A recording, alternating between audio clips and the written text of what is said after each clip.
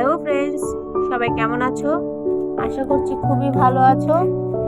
তো একটা ছোট্ট হলিডের কাটাতে আমরা বেরিয়ে পড়েছি। ছোট্ট বলতে একটা বেলা বলতে পারো।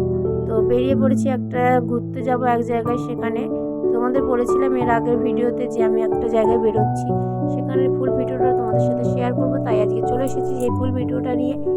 ফুল ভিডিও বলতে খুব লং ভিডিও নয়, একদম শর্টের ওপরে।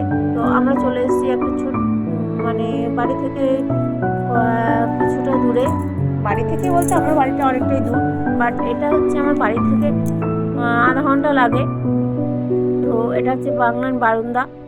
ওখানে একটা সুন্দর রিসর্টের খোঁজ পেয়েছি, তাই ভাবলাম ঘুরে আসি, গিয়ে একটা বেলা কাটিয়ে আসা যাক।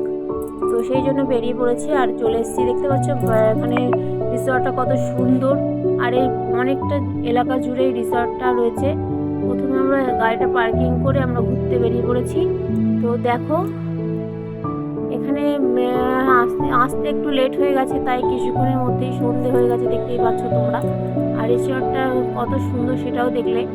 এখানে সুইমিং পুলের ব্যবস্থা রয়েছে, তারপরে বাচ্চাদের খেলাধুলার জন্য দোলনা, স্লাইড, মাঠও আছে, পাশে খেলতে পারবে বাচ্চারা এসে বন্ধু বান্ধবদের সাথে একটা সময় কাটানোর সুবর্ণ সুযোগ বলতে পারো। এখানে সবাই মিলে একসাথে আসলে খুব হই হুল্লোড় করতে পারবে। তো আমরা বেশি কেউ যাইনি, আমরা শুধু নিজেরাই গেছিলাম। আর তাও ওখানে আমাদের একটা দরকারও ছিল, সেই জন্যই বলতে পারো। তো সেই জন্য আমরা এখানে সুযোগ পেয়েছি যে দোলনা চড়তে পাবো। তো সেই জন্য দোলনাও চড়ে নিলাম।